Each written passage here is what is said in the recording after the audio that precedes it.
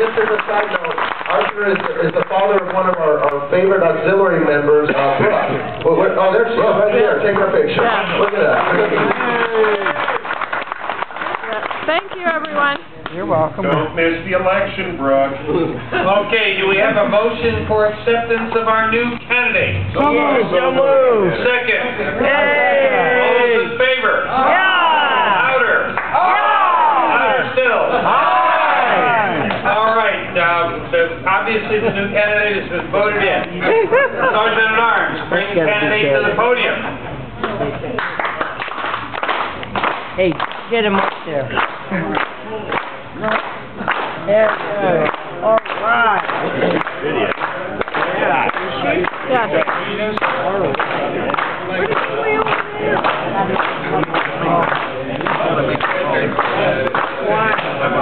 Don't say. Listen. What's it like? Who? Mike? Yeah. You are privileged to serve your country during war times.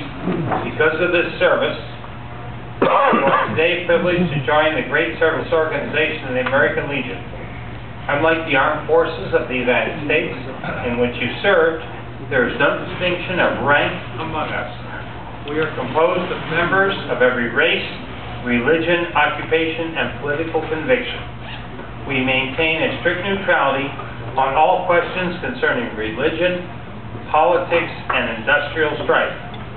The American Legion cherishes four great principles: justice, freedom, democracy, and loyalty.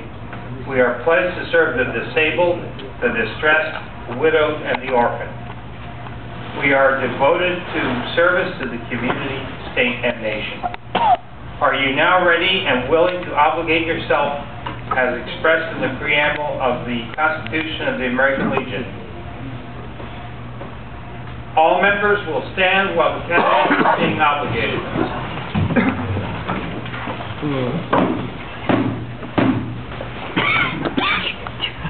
Raise your right hand and repeat after me, giving your name when I give mine.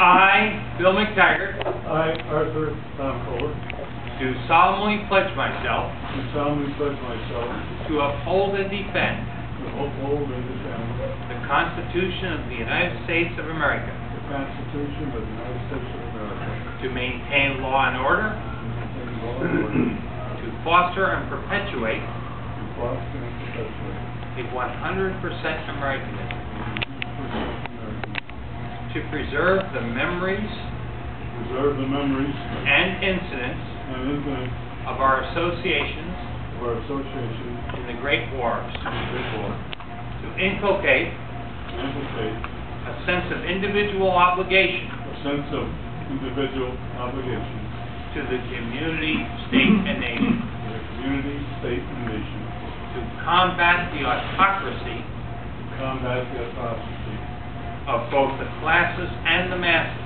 of both the classes and the masses, to make right the master of life, to make right the master right, to promote peace and goodwill to promote peace and goodwill on earth, on earth, to safeguard and transmit to posterity to safeguard and transmit to posterity the principles of justice, freedom, and democracy, the principle of justice, freedom, and democracy, to consecrate and sanctify concentrate and sacrifice our comradeship our comradeship by our devotion to mutual helpfulness, to our devotion to mutual help, to all of which I pledge myself, to all of which I pledge myself for God and country. for God and country.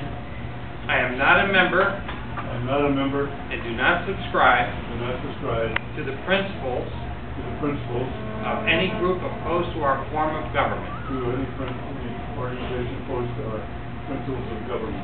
Excellent. You may lower your hand.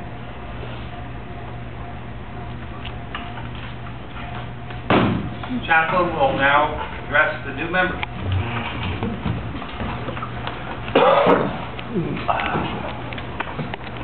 Can we sit in? Yep. Members may be seated. Don't pass out. Huh? Good evening. There shines up the emblem of the American Legion. It is your badge of distinction, honor, and service. It stands for God, country, and the highest rights of men and women. Of its several parts, each has a meaning. The rays of the sun, which form the background, stand for the principles of the American Legion. For loyalty, justice, freedom, and democracy will dispel the darkness of violence, strife, and evil.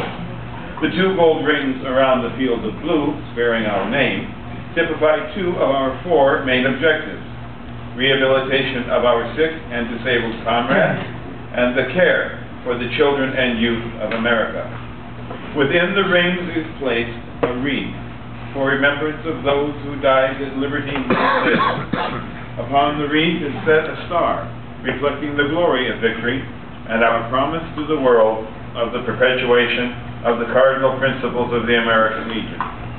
Set upon the star are two bronze rings, which represent the other two of our main objectives: a deep and abiding spirit of Americanism and service to the community, state, and nation. The inscription demands that the wearer shall ever guard the sanctity of home, of country, and of free institutions. Welcome aboard.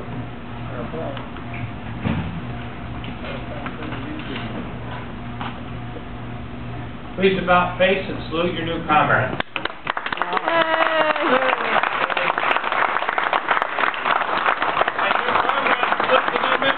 Yay! Yay! Hip hip hooray!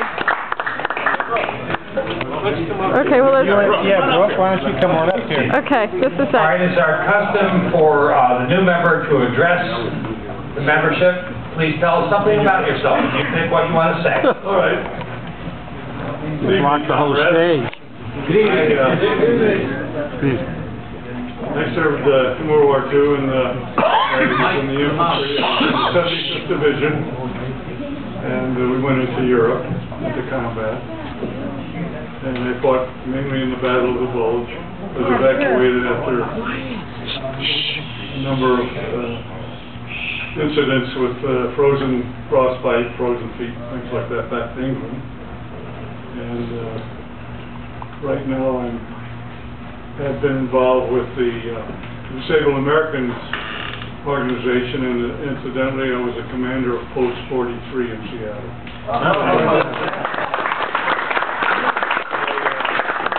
I'm active in the King County has a veterans program. I'm the advisory council, and we have programs to help veterans of the new wars, and we have about an $8 million levy that we use for veterans care, and my mission is to make sure some of the elderly veterans get some help when they need it. Everything seems to go to younger vets, that's fine, but just give us a piece of that. Well said. Closing, I read one of the service magazines recently about casualties and who served and what, and I found out that only 13% of the men in the Army served in the infantry. How lucky I was. 13%. Only 13, but we got 70% of the casualties. I didn't like that at all. Okay. Thank you very much. We need to take the